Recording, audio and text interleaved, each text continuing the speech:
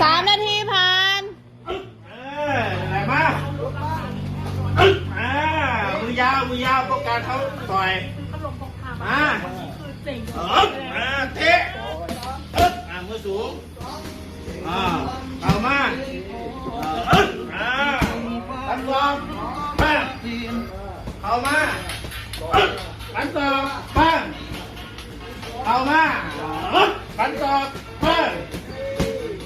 30 วิเอามาตันสองปั้งเตะเตะขามาใส่บนแข็งแรงเตะมาเฮ้ย